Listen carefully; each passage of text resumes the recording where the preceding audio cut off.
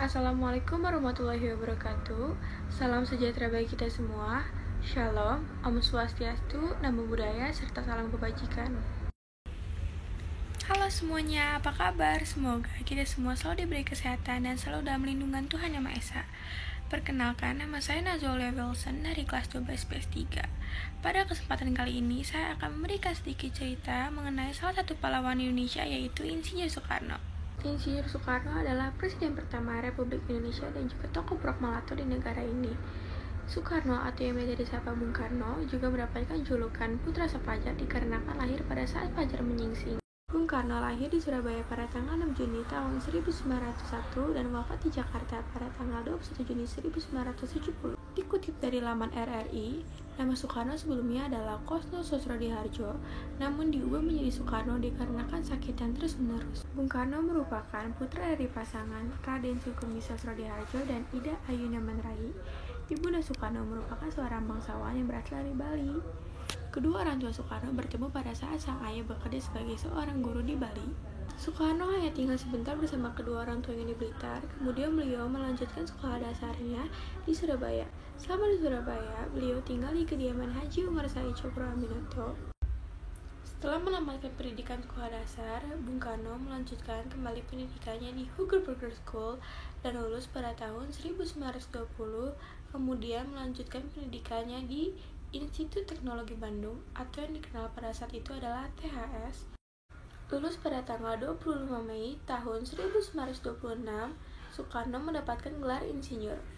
Setelah lulus, Soekarno mendirikan Biro Insinyur bersama Insinyur Awari di Bandung pada tahun 1926. Selama di Bandung, Bung Karno mengikuti banyak sekali organisasi dan juga beliau mendirikan partai, yaitu Partai Nasional Indonesia yang didirikan pada tanggal 7 Juli tahun 1927. Tujuan Partai Nasional Indonesia adalah untuk memerdekakan bangsa Indonesia.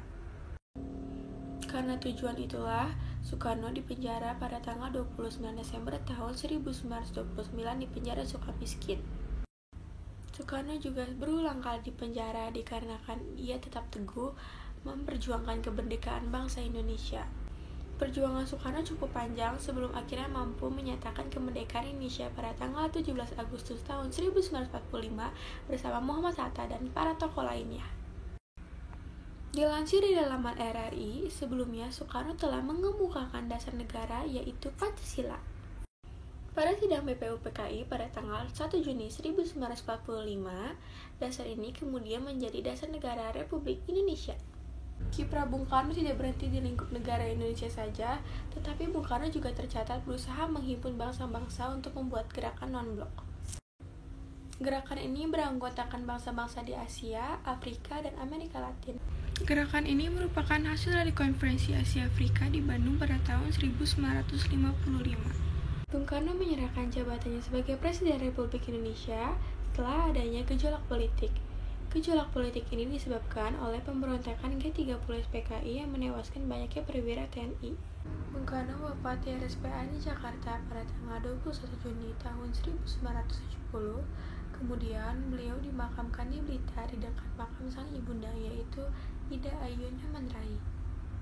Sekian cerita yang dapat saya sampaikan, semoga bermanfaat bagi kita semua. Mohon maaf bila ada salah kata. Wassalamualaikum warahmatullahi wabarakatuh.